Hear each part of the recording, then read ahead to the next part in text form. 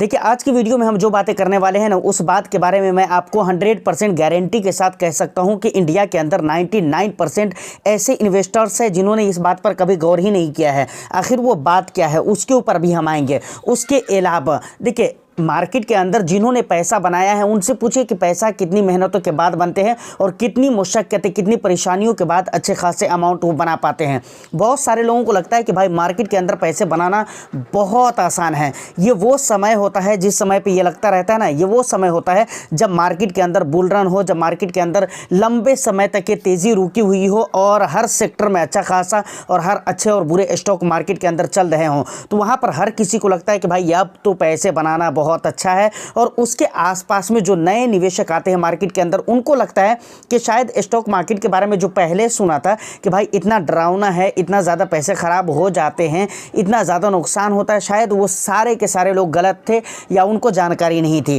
क्योंकि हमने तो देखा, क्योंकि वो नए आए होते हैं, उनको लगता है कि भाई पैसे ही बनते हैं मार्केट के अंदर, नुकसान तो होते ही नहीं, क्योंकि कभी उन्होंने नुकसान तो देखा ही नहीं, तो ऐसे लगने लगता है।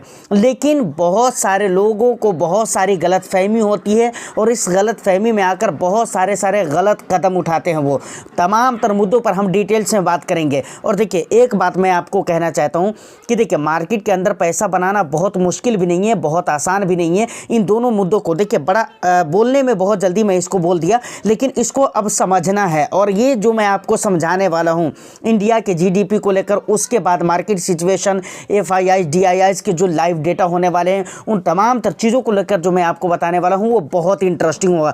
तो एक लाइक करके शेयर कर दे, चैनल को सब्सक्राइब कर लीजिए। सर डायरेक्ट हम मुद्दे पर आते हैं, कोई मतलब इधर उधर की बात हम करेंगे नहीं, डायरेक्ट हम मुद्दे पर आते हैं। सबसे पहली बात मैंने किस बारे में कहा है आपको कि 99% इन्वेस्टर्स को इंडिया के अंदर मतलब 99% इन्वेस्टर्स ने इस बात के ऊपर कभी गौर ही नहीं किया है। मैं आपसे एक सवाल पूछता हूँ, म्यूचुअल फंड इंडस्ट्री के अंदर या फिर स्टॉक मार्केट के अंदर सबसे ज़्यादा बोले जाने वाला जो वर्ड है वो आपको पता है? वो दो वर्ड है, समझ रहे हैं? म्यूचुअल फंड इंडस्ट्री के अंदर या स्टॉक इन्वेस्टिंग के अंदर जो बोले जाने वाला सबसे ज़्यादा मर्तबा जो वर्ड है ना, वो कौन सा वर्ड है? वो दो वर्ड है। पहला वर्ड क्या है पता है आपको? Long term. इसमें कितना बड़ा पॉइंट है इसके ऊपर मैं अभी आज बात करने वाला हूँ। समझ रहे हैं कि क्या आपको समझना चाहिए और ऐसा क्यों होता है। और लॉन्ग टर्म बोलते हैं ना, हर कोई कहता है कि भाई लॉन्ग टर्म के लिए आपको इन्वेस्टमेंट करना चाहिए, लंबे समय के लिए आपको जाना चाहिए। और दूसरा जो होता है वो रिस्क एपिटाइट या रिस्क प्रोफाइल या रिस्क मैनेजमेंट, इस तरह के वर्ड, यानी रिस्क को लेकर बोले जाने वाला शब्द। तो ये दोनों ऐसे शब्द हैं, ऐसे वर्ड्स हैं जिसको म्यूचुअल फंड इन्वेस्टिंग के अंदर या स्टॉक इन्वेस्टिंग के अंदर बोला जाता है। ट्रेडिंग की बात मैं नहीं कर रहा, स्टॉक इन्वेस्टिंग या म्यूचुअल फंड इन्वेस्टिंग के अंदर अक्सर आपने सुना होगा और ये दोनों वर्ड बहुत ज़्यादा बोले जाते हैं। देखिए क्यों बोला जाता है इसका मतलब समझिए। अगर लगातार, देखिए मैंने कहा ना कि मार्केट के अंदर पैसे बनाना इतना आसान नहीं है। अगर आप देखें तो लंबे समय से मार्केट के अंदर लगातार गिरावटें हो रही हैं, लगातार मार्केट के अंदर गिरावट हो रही है। अगर एक आध दिन पॉजिटिविटी आती भी है तो वो टिकती नहीं है। कोई भी ऐसा बड़ा रीज़न हो और इस रीज़न की वजह से मार्केट के अंदर रैली आती है तो पता ही नहीं चलता कि भाई रैली अब टिकेगी, और टिकती भी नहीं है। पता क्या चलना, मतलब टिकती ही नहीं है, चाहे रीज़न जितना बड़ा हो, कारण जितना बड़ा हो, लेकिन छोटे से रीज़न की वजह से मार्केट में गिरावट बड़ी ज़रूर हो जाती है। समझ रहे हैं? तो ये ऐसा चल रहा है। तो कहते हैं ना कि लॉन्ग टर्म इन्वेस्टिंग, तो लॉन्ग टर्म इन्वेस्टमेंट अगर आप करते हैं तो यहाँ पर सबसे बड़ी चीज़ तो यही है कि भाई मार्केट लंबे समय तक के ऐसा पॉसिबल है कि ख़राब रह सकता है। सबसे पहली चीज़, सबसे पहली चीज़। अब देखिए अभी जो मार्केट ख़राब है लगभग 6 महीना, तो आप मान लीजिए 5-6 महीने से मतलब मार्केट का बिल्कुल सत्यानाश मचा हुआ है। समझ रहे हैं ना? और मार्केट बिल्कुल ख़राब ही जा रहा है और अभी ये लंबे समय तक के जा सकता है। देखिए हम में से बहुत सारे लोग हैं जो इस बात का इंतज़ार कर रहे हैं कि अब मार्केट में उछाल आएगा, अब मार्केट में रैली होगी, अब मार्केट में स्टेबिलिटी आएगी। लेकिन भाई मार्केट में अभी स्टेबिलिटी नहीं आएगी, इस बात को आप याद रखिए। उसके पीछे के कई सारे रीज़न है। देखिए एफआईआईज और डीआईआईज के डेटा की अगर हम बात करें तो ये अलग बात है। एक समय ऐसा था जब पूरी तरह से एफआईआईज के कब्जे में मार्केट था, आज भी बहुत हद तक के है ऐसा लगता है। लेकिन हम ये तो कहना, मुझे नहीं लगता है कि अभी फ़िलहाल सही होगा कि भाई उसके कब्जे में है, क्योंकि उसके कब्जे में था तो बहुत बुरा हाल था। लेकिन अब भी अगर देखें तो अक्टूबर वगैरह, सितंबर वगैरह में इतना ज़्यादा उसने बेचा है, उसके बावजूद भी डीआईआईज ने मार्केट को संभाला है। तो लगातार खैर डीआईआईज संभाल रहे हैं और जबकि फेयरनेस इनके अंदर भी बनी हुई है।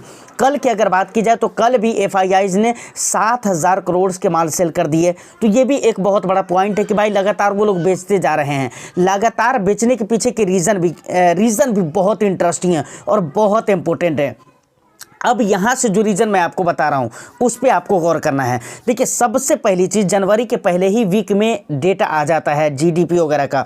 अभी जो डेटा आया है ना, काफ़ी ख़राब है, काफ़ी ख़राब और लो डेटा है, समझ रहे हैं ना। यानी 4 साल के लो लेवल पर है। पिछले 4 सालों में जितना लो नहीं गया था जीडीपी का डेटा, उतना लो लेवल पर जा चुका है जीडीपी का डेटा। ये सबसे पहली चीज़ है। और दूसरी बात, अब अगर आप Q2 वगैरह के रिज़ल्ट वगैरह देखें तो वहाँ पर बहुत बुराई थी, बहुत ज़्यादा ख़राब हालतें देखने को मिली थी। Q3 के रिज़ल्ट ठीक है, पहले से अच्छे आ सकते हैं, लेकिन बहुत ज़्यादा अच्छे नहीं रहने वाले हैं। तो ये भी एक बहुत बड़ा मुद्दा हो जाता है। उसके बाद एक और भी बहुत बड़ा मुद्दा है जिसके ऊपर मैं ज़्यादातर लोगों को बात करते हुए सुनता नहीं हूँ, और वो क्या है, रूपी के मुकाबले में डॉलर बहुत ज़्यादा बढ़ रहा है, बहुत ज़्यादा बढ़ रहा है। एक नया लो लगा दिया, कल के डेट में ही एक नया लो लगा दिया, 85.90 का लो लग गया, समझ रहे, डॉलर के रूपी के अंदर। कि यही सारे रीज़न है जिसकी वजह से एफआईआई यहाँ पे सेलिंग कर रहे हैं। क्योंकि जिस देश का जीडीपी ग्रोथ सही ना हो, जहाँ के इन्फ्लेशन बहुत ज़्यादा हो, जहाँ पर जो है ना जहाँ के क्या कहते हैं, करेंसी कमज़ोर हो रही हो, वीक हो रही हो, तो वहाँ पर तो एफआईआई सेलिंग करेंगे ही करेंगे ना। देखिए, अब आप लोग सोचेंगे कि भाई करेंसी से क्या मतलब है, करेंसी से स्टॉक मार्केट का क्या लेना देना है। देखिए, आपको यहाँ पर 2 लेना देना, जो कि बहुत मैंने बहुत सारे लेने देने हैं, लेकिन यहाँ पर 2 पॉइंट मैं आपको डिस्कस करता हूँ। करेंसी अगर कमज़ोर होती है तो देखिए, हमारे देश के अंदर बहुत सारी चीज़ें आती है बाहर से, और हमारे को जो पेमेंट करना पड़ता है वो डॉलर में करना पड़ता है। तो उनको मतलब, अगले आदमी को किससे मतलब है, डॉलर से मतलब है कि अगर $100 हुआ तो आपको $100 होना है, देना है, समझ रहे हैं ना। अब हम ये जान रहे हैं कि इंडिया के अंदर जब मानकर चलिए $100 का जब 80 रुपये के हिसाब से था या 70 रुपये के हिसाब से था, तो इंडियन कम ही रुपये बनते थे। लेकिन अभी ज़्यादा इंडियन रुपये देने पड़ रहे हैं, तब जाकर $100 कंप्लीट हो रहे हैं, समझ रहे हैं कि नहीं, ये मैं कहना चाह रहा हूँ।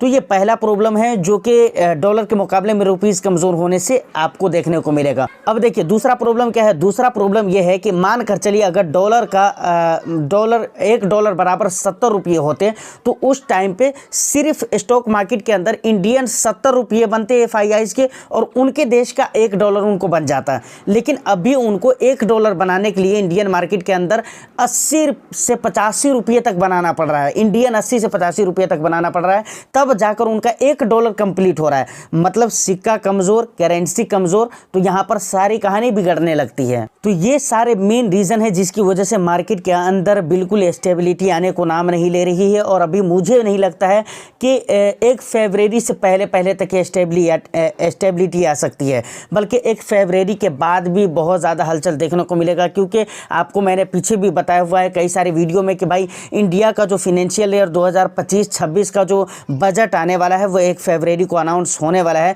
उसकी पूरी तरह से तैयारी चल रही है। अब बजट कैसा आता है, उसमें टैक्स वगैरह को लेकर भी कोई बातें होती है, जीएसटी को लेकर भी बराबर बात होती रहती है, टैक्स को लेकर भी बराबर कुछ ना कुछ इशू आते रहते हैं, कुछ कम ज़्यादा होता रहता है। तो कम तो नहीं होता, मतलब कुल मिलाकर कहीं ना कहीं से घुमा फिरा कर ज़्यादा ही होते हैं। तो ये कुछ इशू हो सकते हैं बजट आने के बाद भी। तो बजट तक की तो मुझे नहीं लगता है स्टेबिलिटी आएगी। तो फाइनली अगर मार्केट के अंदर आपको पैसे बनाना है तो उस 2 पॉइंट शुरू में मैंने आपको बताया था कि लॉन्ग टर्म के लिए ही इन्वेस्टमेंट करके रखिए। और दूसरी बात ये है कि भाई आप अपने रिस्क एपिटाइट के हिसाब से ही फंड का सिलेक्शन कीजिए। क्यों ऐसा करना चाहिए? क्योंकि मैं वही चीज़ शुरू से बता रहा हूँ, कभी कभी ऐसा होता है कि बहुत लंबे समय तक के मार्केट के अंदर गिरावट हो सकती है, या फिर पूरा साल ऐसा जा सकता है जिसमें आपको नेगेटिव रिटर्न्स मिल सकते हैं। ऐसे भी हुए हैं, समझ रहे हैं। स्मॉल कैप ने क्या कहते हैं कि स्मॉल कैप ने ही शायद, या ओवरऑल मार्केट ने, तो 2018 का अगर आप रिटर्न्स देखेंगे तो वहाँ पर पूरा साल का रिटर्न्स नेगेटिव है, 2017 या 18 का। तो पूरा साल भी ऐसा जा सकता है जहाँ पर आपको नेगेटिव रिटर्न्स मिल सकते हैं, ऐसा भी हो सकता है। तो आप बर्दाश्त कर सके और लंबे समय तक के बर्दाश्त कर सके, ये बहुत काबिलियत की बात है।